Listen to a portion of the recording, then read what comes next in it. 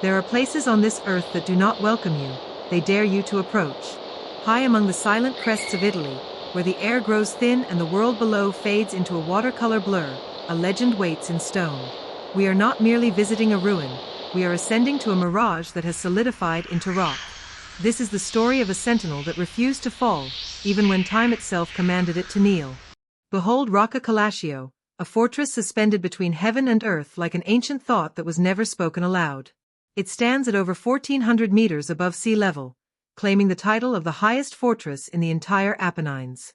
It appears not as a building constructed by human hands, but as a natural extension of the mountain itself. Here, the boundary between the jagged peak and the carved block is invisible. Why build a castle where only eagles dare to nest? It was never meant to be a palace of luxury, nor a retreat for the pampered nobility of the Renaissance. This was a watchtower, a military eye fixed permanently on the barony of Carapel below. It watched over valleys tinged with copper and gold for centuries, serving a singular, unyielding purpose. Its architecture tells the story of survival, written in the language of defensive geometry. Born in the 10th century as a lonely watchtower, it grew over hundreds of years into this formidable shape. In the 13th century, a walled courtyard and 4 cylindrical towers were added, wrapping the heart of the fortress in a protective embrace. It was designed to see everything, yet remain untouchable to those who walked the earth below. Look closely at the skin of the beast. The lower half is built with distinctively larger stones than the upper reaches. This was a calculated choice, a design intended to make the base impenetrable to the battering rams of invaders. It is a fortress of distinct slopes, designed so that any enemy attempting to scale it would be exposed and vulnerable. It was built for war, carved from the very philosophy of conflict. Yet, for all its martial strength, the fortress is merely a guest in the House of Giants. It lies within the embrace of the Gran Sasso National Park, alongside the high plain of Campo Imperatore. Here, the landscape is so vast and the silence so profound that human history feels like a brief flicker. The mountain breathes around it, a constant reminder of who truly rules this domain. This place has never known the softness of velvet or the warmth of a royal hearth. It was built exclusively for troops, a barracks of stone for men who lived by the sword. It has witnessed shepherds, barons, and soldiers, yet it offered them no comfort, only a vantage point. It has listened to the distant sound of flocks and the slow pace of pilgrims, remaining a stoic observer. But the greatest twist in the story of Rocca Calascio is not one of war, but of irony.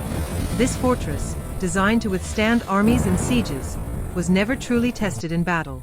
No human enemy ever breached its walls or burned its gates. Its greatest adversary would not come with swords and shields, but from the trembling earth itself.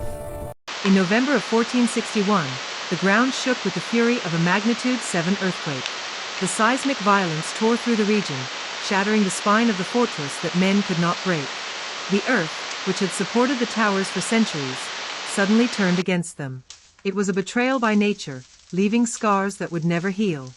While the town of Calascio, huddled safely below, was rebuilt and life resumed its rhythm, the fortress was abandoned. The military need had faded, and the cost of repairing such a high perch was too great. The sentry was relieved of its duty, left to stand watch over nothing but the wind. It became a ghost on the hill, slowly emptying of life. At its feet, the ancient village slowly emptied, leaving space for the mountain's breath. The people descended to the valley, leaving their high homes to the elements. Now, these ruins serve as a foyer to the castle, a silent congregation of stones. It is a place for those who seek stories in the rustling of the leaves rather than the noise of the city. Today, the path to the summit is not marched by soldiers, but walked by dreamers. Certain places are not visited, but traversed. They require a journey of the spirit as much as the legs. To climb here is to leave the modern world behind, step by step. You are walking into a painting that has lost its frame. Yet, amidst the ruin, a symbol of faith emerged. Near the fortress, at a slightly lower elevation, stands Santa Maria della Pietà. Built in the 17th century, this octagonal church is a jewel of geometry in a rugged land. It was constructed as a thank offering, a plea for mercy in a merciless landscape. While the castle represents the power of man to fight, the church represents the power of man to hope. They stand together like an old couple, one broken and weary, the other small and graceful. It creates a visual dialogue between the sword and the cross, played out on the roof of the Apennines. It is a harmony of stone that has captivated travelers for generations. Every texture here holds a memory, etched by the abrasive winds of the high altitude. The castle doesn't narrate its history, it suggests it through the erosion of its blocks. It whispers of the winters it has endured and the storms it has weathered. To touch these walls is to shake hands with the Middle Ages. Look out toward Campo Imperatore, often called Italy's Little Tibet. This vast high plain stretches out alongside the castle, a canvas of solitude. It is a landscape so dramatic that it feels belonging to another world, or perhaps another time. It is here that the air grows thin and the silence becomes heavy. It is no wonder that this mirage of stone has captured the imagination of storytellers. The castle of Rocca Calascio has played the protagonist in the world of cinema. It was the mystical refuge in the film Ladyhawke, and a backdrop for the intrigue of The Name of the Rose. Even Hollywood stars have stood on these ramparts, framing their modern faces against this ancient backdrop. In the realm of fantasy, it became the home of a cursed knight and his hawk. The ruin provided a stage that no set designer could ever replicate. It possesses a natural drama, a grandeur that speaks of legends and curses without saying a word. Here, the line between history and myth is effortlessly blurred. Its beauty has even traveled into the digital homes of millions. You may have seen it before, glowing on your computer screen as a Windows Spotlight image. It greets office workers and students, a daily reminder of a world that exists far beyond the glowing pixels. It calls to us from the desktop, inviting us to step through the screen. But no image can capture the feeling of standing here as the day ends. When autumn begins to touch the rocks with amber fingers, the castle transforms. The harsh gray stone softens, absorbing the dying light of the sun. It is a fleeting moment where the fortress feels alive again, filled with the blood of the sunset. Certain silences aren't explained but inhabited, and this is one of them. The wind dies down, and the only sound is the heartbeat of the mountain. In this quiet, you realize that the ruin is not sad, it is peaceful. It has done its duty, it has survived its wars, and now it simply exists. As the valleys below fill with the evening mist, Rocca Calascio appears to detach from the earth. It floats, suspended in the twilight, a ship sailing on a sea of clouds. This is the mirage we spoke of, a trick of the light and elevation. It is a moment of pure magic, where gravity seems to lose its hold. This is why we travel, not just to see, but to feel small. We come here to be reminded that our lives are short, but the earth is long. The castle doesn't narrate, it suggests. It suggests that endurance is the only true victory. Night brings a different character to the fortress. It becomes a silhouette of mystery, watching over a sleeping world. The ghosts of the past, the shepherds, the soldiers, the pilgrims, seem to gather in the shadows.